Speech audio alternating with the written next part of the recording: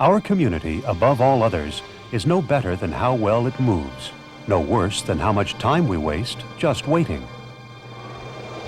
7th Street Metro Center, transfer to Metro Blue Line, next stop Pershing Square. Transportation, economical, clean, and safe, is the core of the solution. To build it now is a commitment that our generation has made, not to pass on problems, but to begin solving them. Not to evade our future, but to build a path towards it.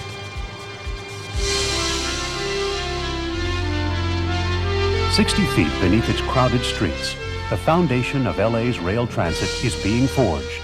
Crews work round the clock in twin tunnels building the Metro Red Line, the heart of LA County's planned 300-mile rail system.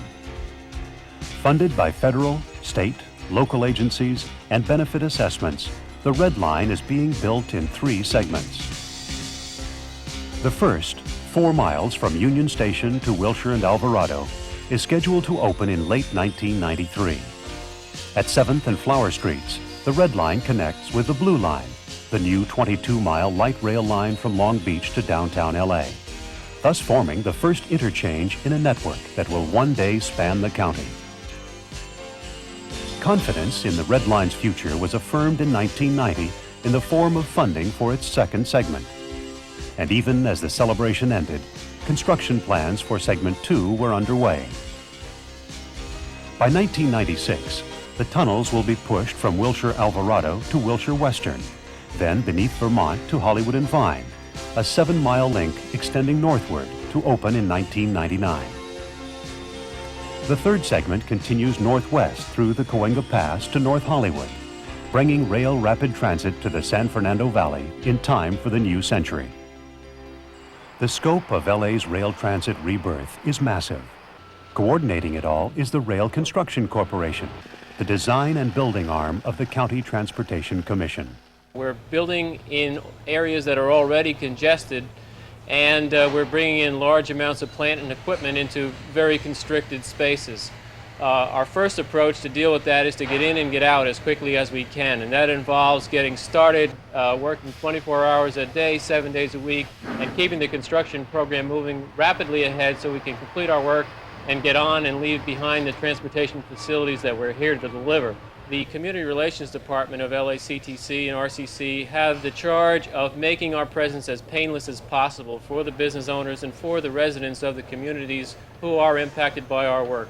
We get out early, get to know them, get to understand what their needs are, and then hold their hand and be responsive to them throughout the process so that we can do everything possible to make the construction period as painless and as productive for those folks as possible. Progress demands patience. In building the Red Line through LA's congested hub, inconvenience becomes inevitable. Drivers deal with detours. Merchants do business amid the construction. The Commission was very supportive. They continuously kept us informed through their newsletters that they would deliver to the locations. The sidewalks, they tried to expand them when they could.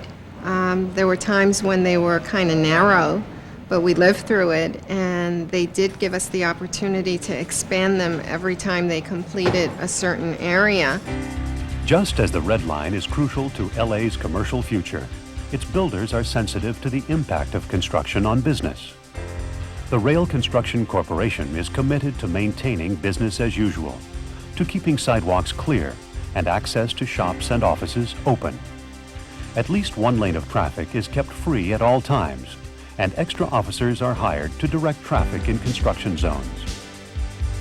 Community events such as parades, festivals, and shows are respected, with construction staged so as not to interfere. Since the Red Line runs underground, only at stations is construction really visible. Here, temporary decks let traffic flow across the sites. Meanwhile, between stations, giant tunnel machinery moves through the earth at an average of 50 feet a day. Among the most ambitious and delicate construction sites is MacArthur Park. Here, because the poor condition of the soil makes tunneling difficult and expensive, the lake has to be drained, the tunnel built, and the entire landscape replaced and renewed in 24 months. Beyond the fenced construction yard, the park will stay open to the public.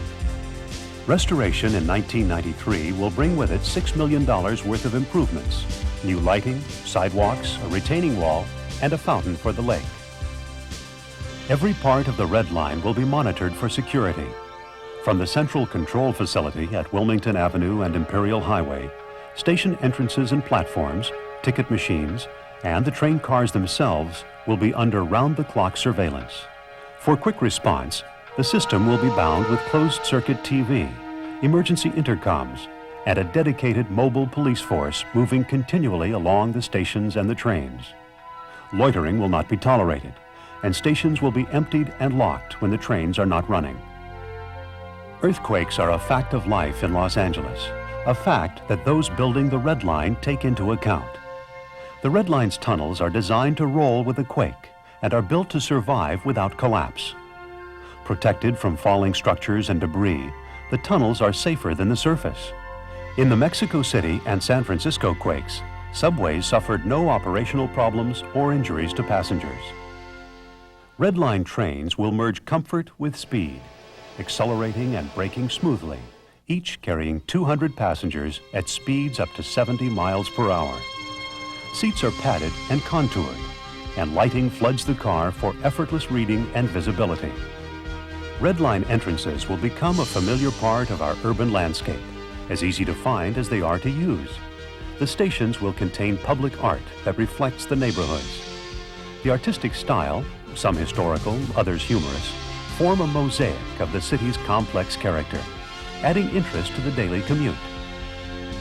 The Red Line will change Los Angeles. It is both a part of the city's endless cycle of growth and renewal and a catalyst for it. It drives development even as its tunnels are being driven through the earth. Not only urban transportation, but urban transformation. Building the Red Line will leave Los Angeles the legacy of a cleaner environment, greater mobility, and a more prosperous future for our children. Soon, the only agenda more urgent than building the Red Line will be riding the Red Line.